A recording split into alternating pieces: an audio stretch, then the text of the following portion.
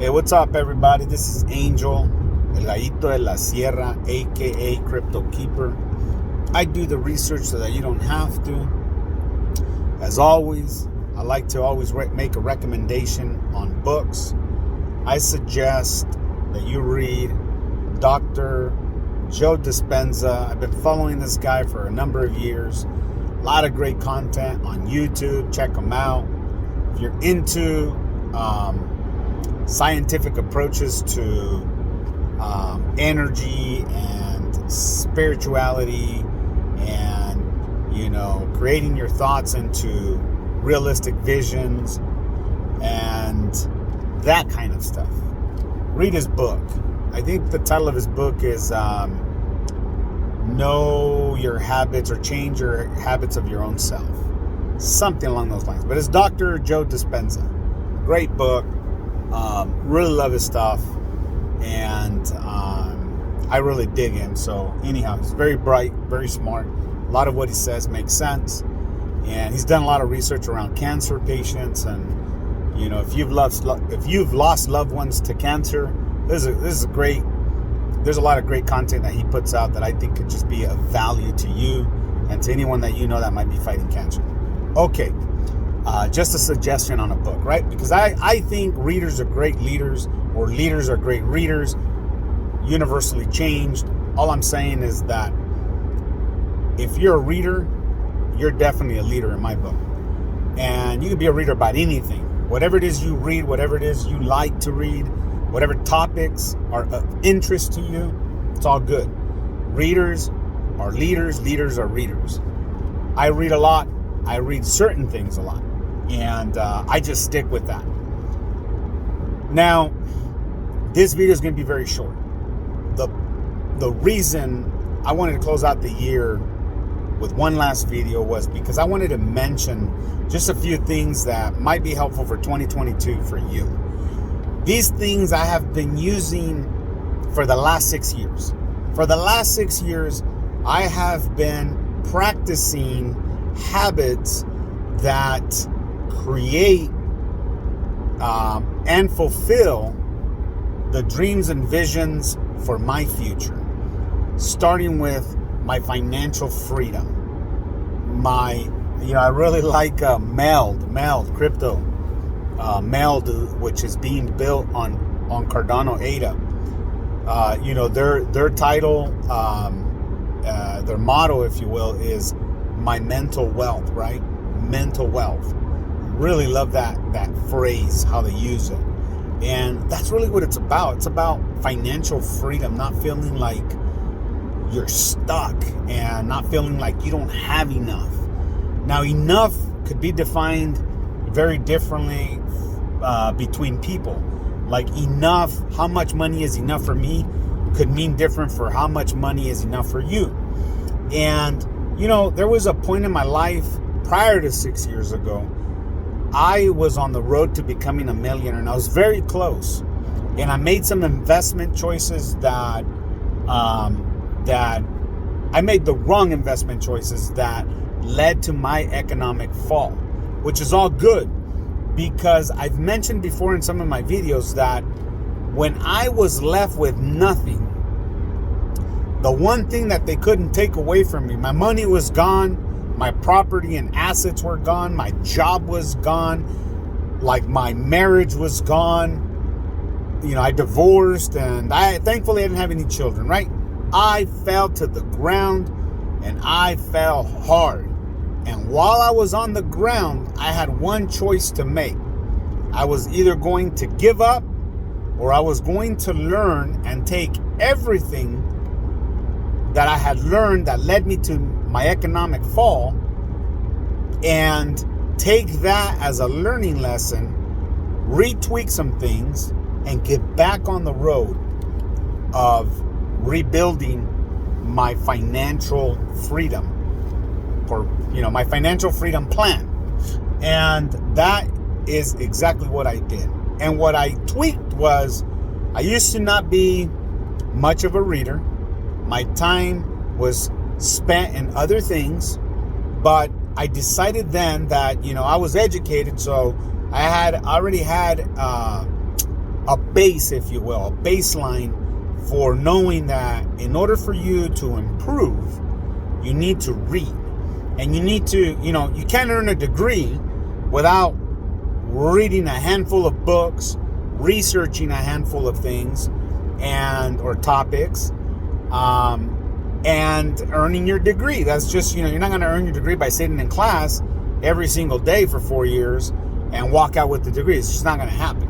However, it is going to happen if you read the books, you do the homework, you put in the time, and you earn it, right? You're going to earn a degree that way. You're not going to earn it by cheating. You're certainly not going to earn it by cheating. So what I'm trying to say here is there's no shortcuts to becoming a millionaire. You have to put in the time, and you have to learn from your mistakes, but you cannot give up. You cannot give up. You need to keep running the race every day, every single day, day in, day out. And that is for the rest of your life, period. There is no breaks. There is no time off. Yes, you can have some fun. Yes, you can take some time off, meaning you check out and then you check right back in. But every single day, you should be running the race. Whether you're on vacation, you're still learning, you're still applying some of those strategies into the overall plan of your financial freedom, whatever that might be. For me, it's changed, it's new, it's not very old, 3 years in the making, but I am confident, extremely confident, that I am much more closer to that millionaire status, and I am comfortable and happy with defining what that financial freedom looks like for me. You see, it's not so much about the money. It's not becoming a millionaire that sets you on this financial freedom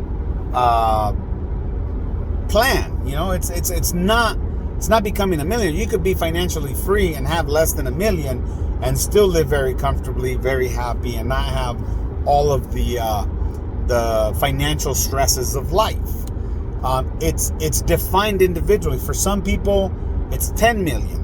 For some people, it's 50 million. For some people, it's $250,000. For others, it's $500,000 or $750,000 or $1 million.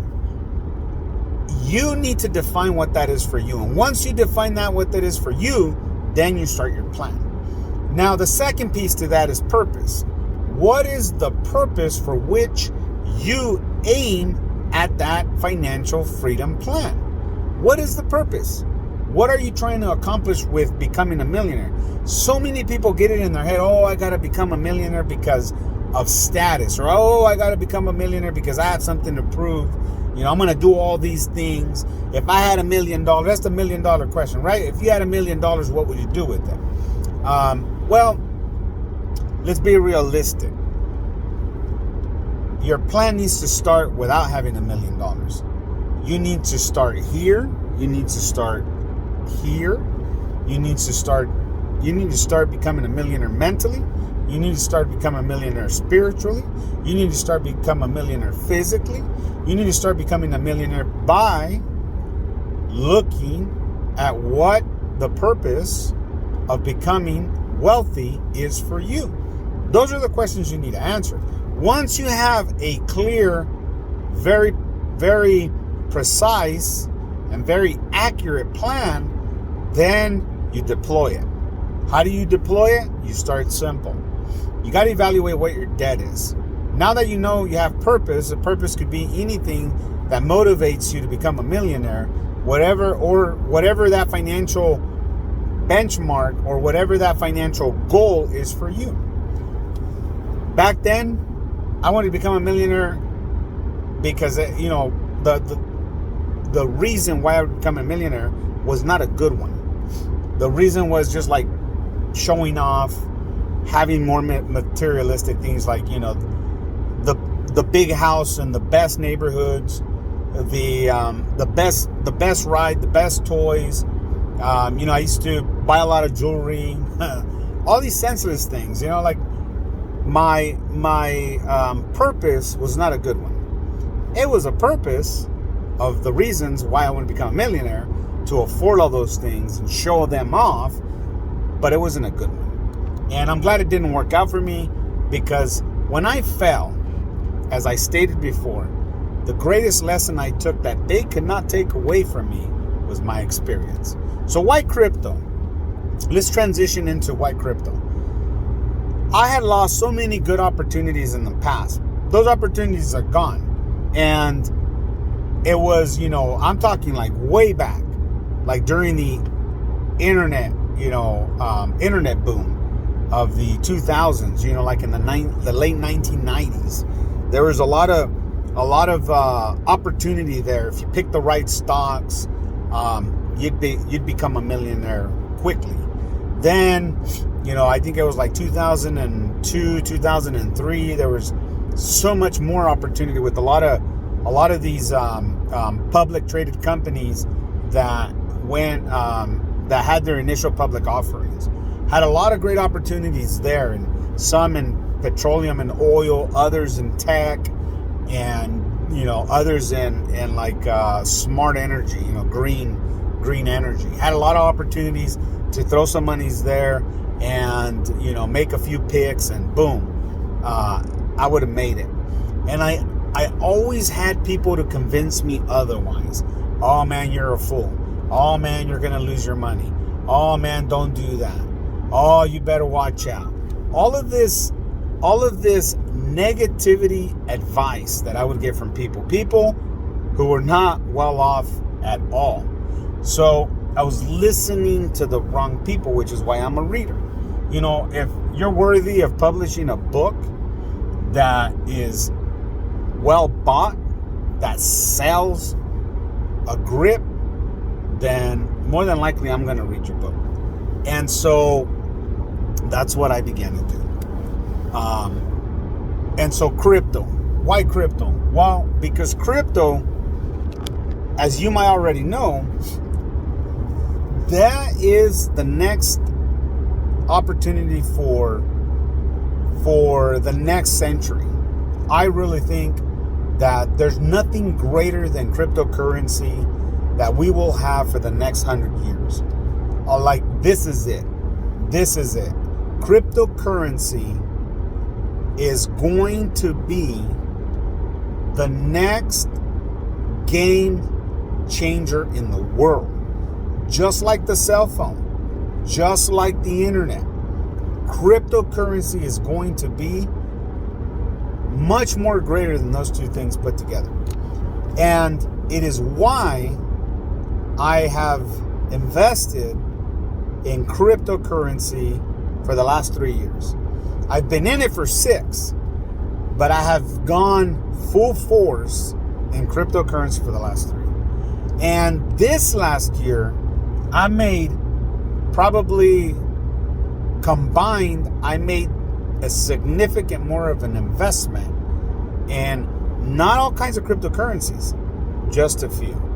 And so, like I've read books. I've read books from Warren Buffett.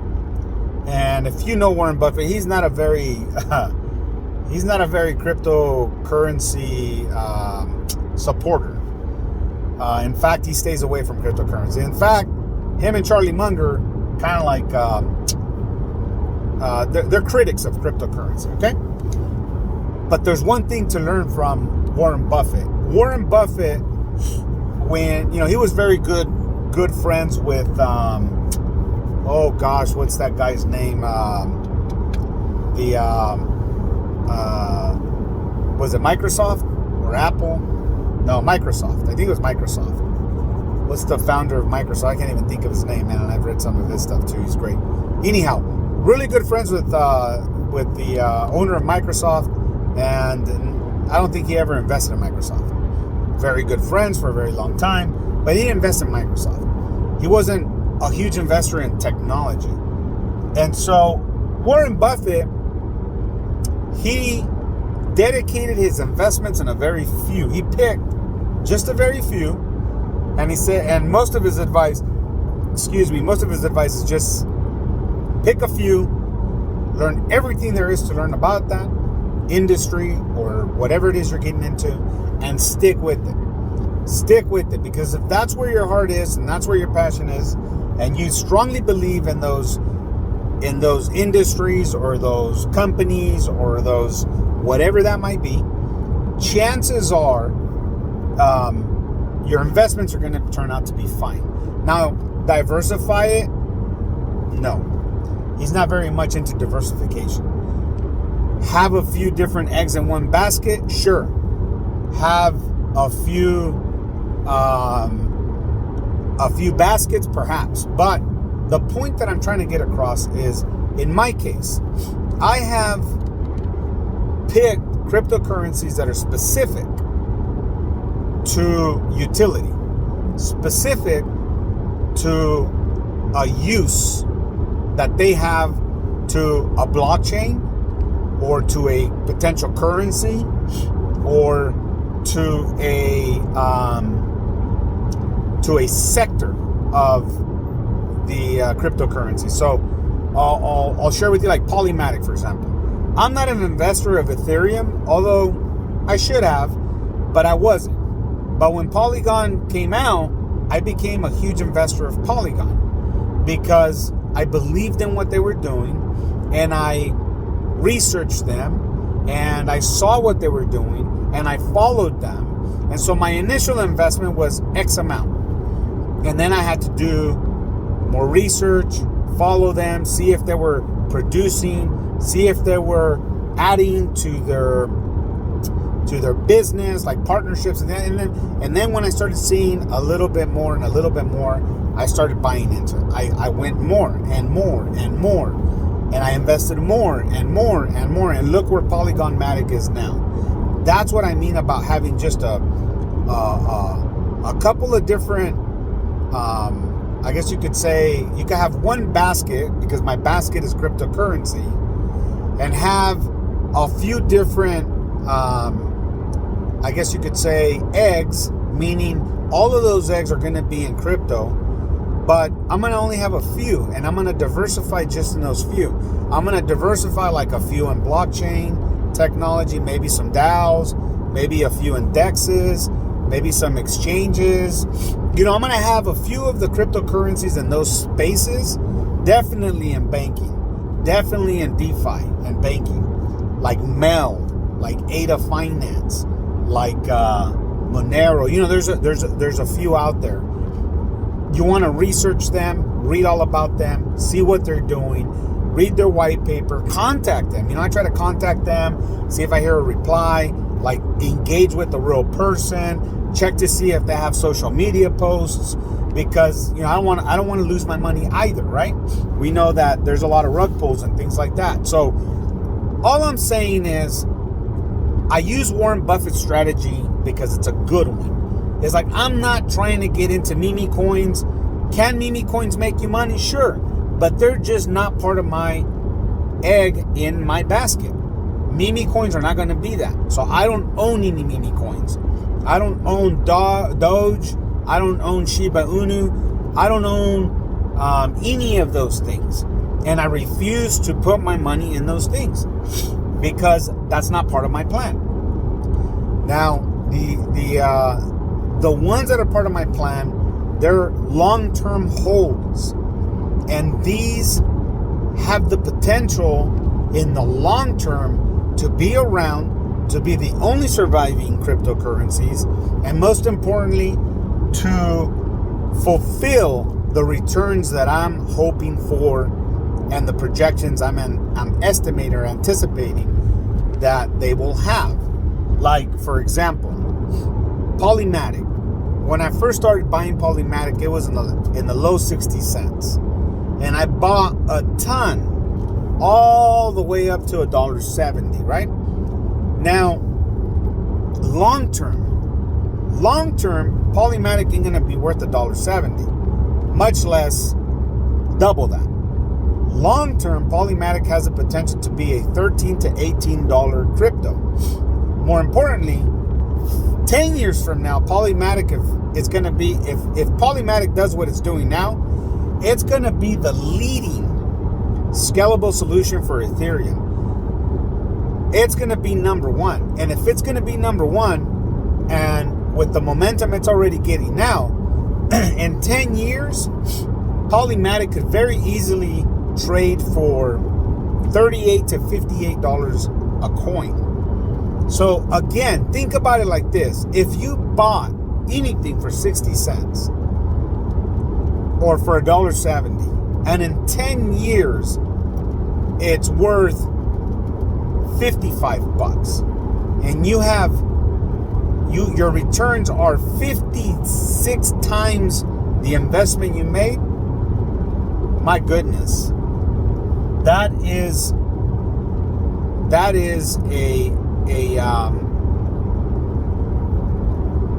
I'm speechless. It's incredible. It's incredible to be able to do that. And I strongly believe that some cryptocurrencies will do that, will probably surpass that.